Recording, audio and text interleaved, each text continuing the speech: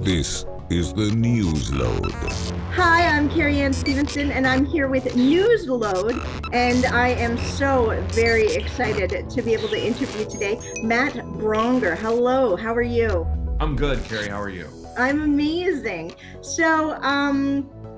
I know that you're a family guy with kids and a wife, and that is a very rare and beautiful thing as a traveling comedian. How do you balance the family, work, travel life? In a nutshell, at least from my perspective, it's having a kid very late. My daughter was born when I was 46. Let's see, only having one, and also having a wife who was your former manager and so understands the life.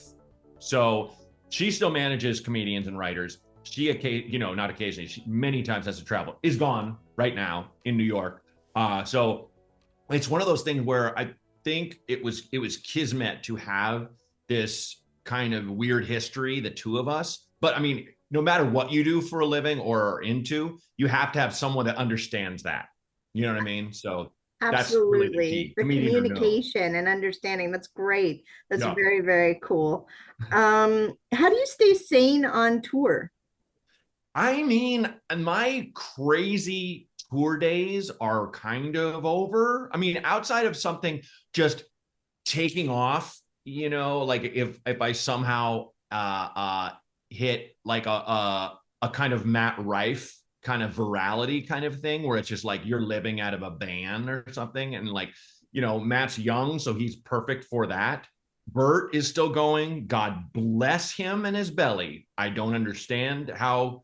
I think it's because his daughters are like in college, and so it's kind of like this second childhood thing that can, and he brings his wife with him a lot, so it's like that kind of thing. But it's like the thing of me being gone every weekend, that's long since gone, and that left when my kid was born. It was kind of like I sat down with my wife after things opened up again in 2021, and was like, oh, I'm going to try to go everywhere. And she's like, okay, and after a couple months, she's like, you can't do this. I got this kid by myself on the weekends and a full-time job, plus everything else I'm taking on. So, and I was like, yeah. And so I scaled back the road, and that's been the best thing for me. But I still miss my family, and it's still, it's a little weird to still be doing this primarily. I'll still get the occasional acting role or sell the occasional project, but that happens about as often as like I win a scratch ticket in the lottery. You know what I mean? Like it's unreliable. So the road is there, but it's kind of just it's a juggling thing. But thankfully I still love it. I'm not going door to door selling, brushes or something. So it's still Yeah, good. vacuums or something. Yeah. Yeah. So you have a few comedy specials, which are wonderful. Thank you. Do you feel that it's important to retire jokes, or can you Mm. bring them back 20 years later if they're still relevant? It's interesting. Like I don't want to. I remember Brian Regan would do a thing at the end of his show where he'd go, if any jokes you want me to do, and people would yell stuff out.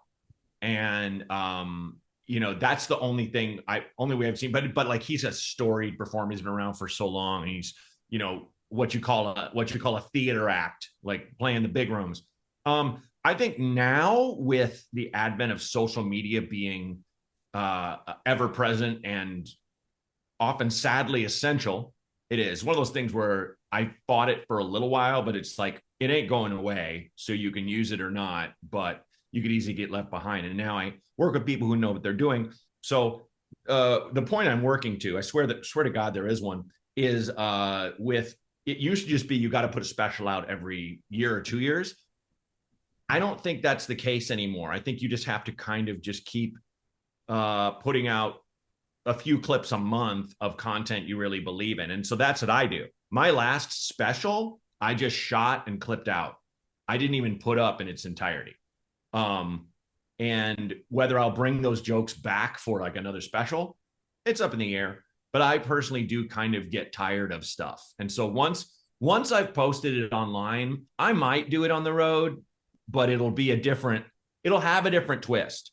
So it's almost like I really loved comedians like Dave Attell, where I'd see him do a bit, and then I might see him do the same bit a couple months later, but it would have a different lead up. It would have a different twist in the middle. So, I always dug that. So if you see something I've already put online, it'll have some kind of twist, A lot of people like the hits, Yeah, I get that. It's weird. I'll still get people who are like, oh, you didn't do Wildcattin', or you didn't do the Ghost of the Two-Man Party, you didn't do Clown Pub Crawl. And I'm like, those are on albums and specials. I feel like if I did those jokes, you would love it, but half the crowd, their eyes would glaze over and they'd go, come on. But it's like with Bert Kreischer, he does the machine. He does. Well, I will say it's like the last time I heard of him doing it though, is it'll be like he'll find someone that's never heard it, and so he'll do it. Or I know one of the women who work for the agency he's with, and like I know his agents too, but he's like, I just talked to my agent, she'd never heard the machine, and everyone's like, what, boo? And I'm next to this woman, and she's not his agent. She just works for the agency, and she does some work for him, and she's like, he talked to me, I'm not his agent. Oh, what is he? So it's like, that was like my little joke. And God bless him, I'm sure Stan's like, do it again. So great, made a movie of it. Yep. What was it like working with Brie Larson? Fun. She was very cool, but very young. It was wild being around her and, oh God, I'm blanking on the actor's name, who was in Sex and the City at my big wedding. Damn it. What's his name?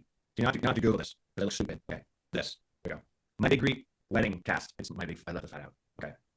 There we go. John Corbett. John Corbett was a guy who, like, I remember having like lunch with all of them, and Brie had just bought a house in like Studio City and was really excited about it. It was kind of horrible. She was just like, I love my house. She's just this young person, and back in my mind, I'm like, yeah, I'm like a decade older than you plus years, and I don't own anything. But good for her. She was awesome, and like an amazing actor. But like Corbett was the one with the stories. Like he was the one who would come on set, or he'd come on set and like, guys, wrap it up. This code's not gonna sort itself. Still one of my favorite like douchebag actors things to say. Yeah, that's so funny. and what's her name who played? God, I'm blanking on every actor. Anytime you're like, this is why I can never do a game show. I'll be like, oh, what's their name? Who? The philosopher and Voltaire. I know. Oh, that's right. This is why I can never be on a damn. Yeah. Like probably the greatest actor. It was the United States. Good Lord, this is so stupid and bad of me. Toni Collette. She's fabulous. Yeah, she's incredible. I adore her. He did the snort the Coke line, and she's such a sweet English woman. She's like, what? She's like, you all do cocaine? And he's like, no. He's like, I'm kidding. Tony. like American. Please. Like the Ben Affleck joke, like dead hooker in the trailer. See, I didn't see a hooker today. Yes. Yeah. The darling, may he rest in peace, Richard Simmons. What was that like working with him? Richard was so there is that thing, being a straight man and being objectified by a gay man, that makes some of us uncomfortable. And I just, it's just such a compliment. But I think maybe he liked tall guys. But anytime he would come to Chelsea Lady, he would just run into my dressing room, or he would always take a little pose, take a picture with me. And the thought I just had was he was like a little fairy. And it sounds like I'm being homophobic, and I'm not. But he was like a pixie who would just show up and float around and spread joy. That was Richard.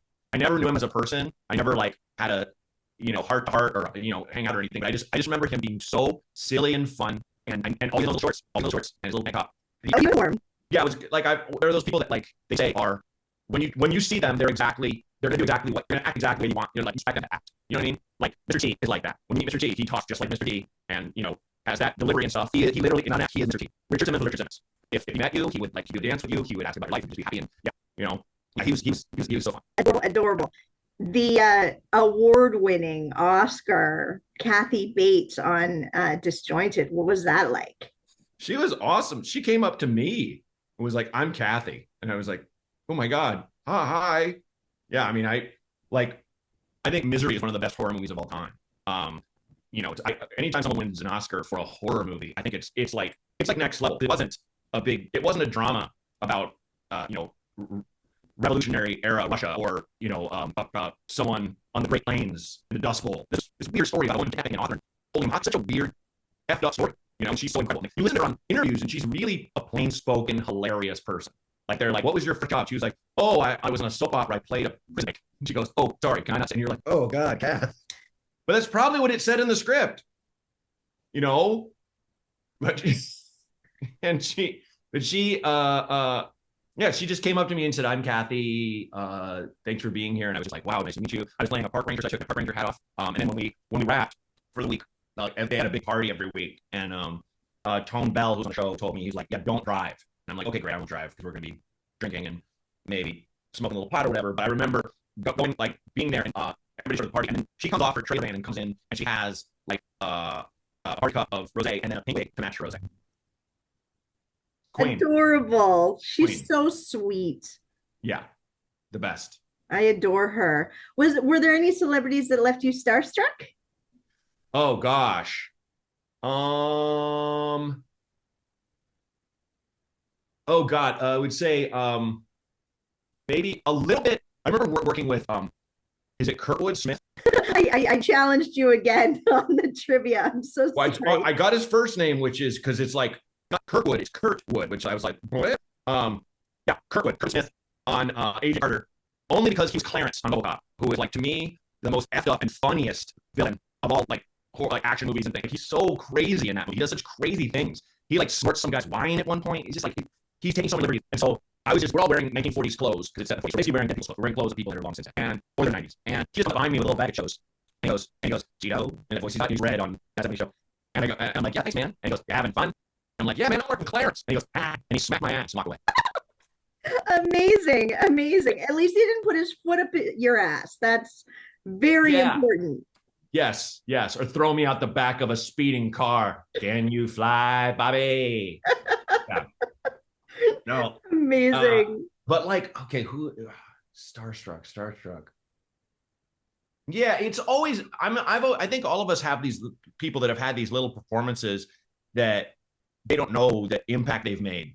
I've been around insanely famous people. I mean, I worked for 2 years on Up All Night with Christina Applegate, who is still kind of something of a friend when I've seen her. And, like, she's, like, truly one of those television icons. Like, she made up Kelly Bundy, made her up.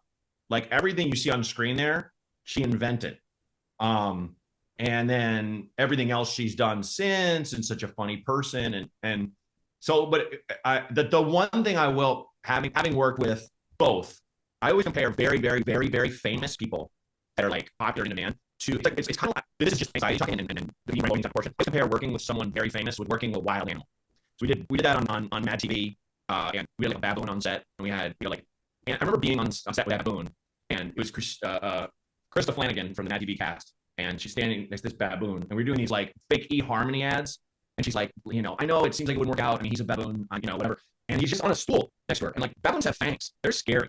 And turn right there, and I think maybe they have a cow prod or something if he freaks out. But I remember being on that set and being like, this thing loses it. It's going to be really bad. Yeah, the story of the lady who had her face ripped off by a baboon. Yeah, that's a chimpanzee, but yeah, with the same difference, right? Yeah, absolutely. That definitely comes to mind. But when it comes to, like, a super famous person who's, like, a tent pole of a show, if you, like, stepped on their foot, they'd be like, fire him and all these people that laughed or whatever. You know what I mean? They could easily get everyone. So you're like, it's dark, but I'm like, the baboon could kill us, and this famous person could just get us all fired. They're equally dangerous. Yeah.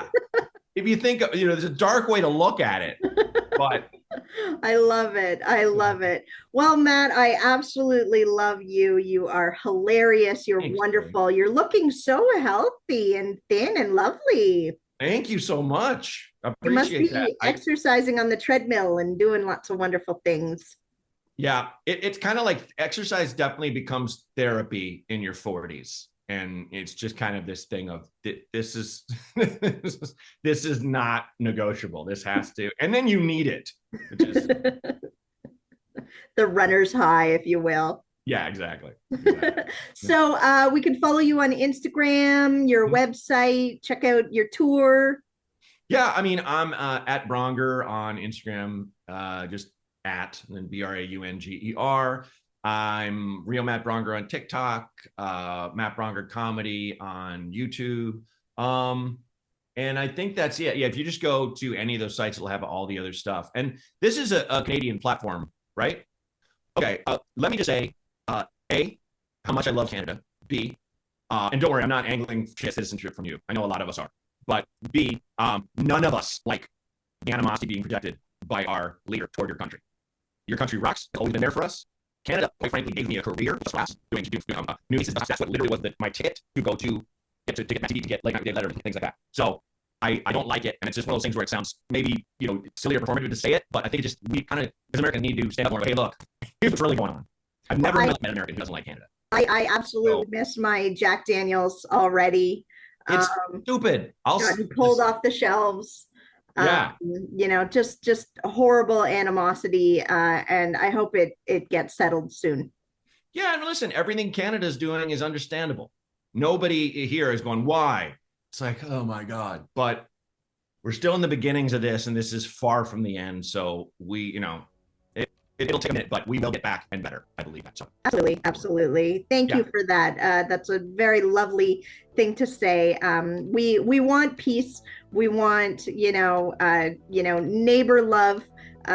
We want it all. And first to be there for 9/11. First to help out.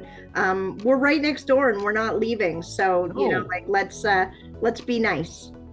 Yeah, there's one person, and the sycophantic followers are choosing to go against that, but everyone else just wants to be neighborly and have this relationship restored, which I think it's still there. It's just this weird roadblock for now. So anyway. Well, thank you so much. Sorry, I feel like I left us on a downer, but we're not. It's all good. It's lovely. It's lovely. It's a positive note, blame Canada. There's a reason why that song is a joke. That song is a joke. Because you can't blame Canada. Oh my God. Well, if you can do one more thing for me, if you can say it loud, say it proud. I love Newsload. I love Newsload. Thank you. And I hope you have a wonderful night. Thank you, Carrie. Take care. Bye-bye. This is the Newsload.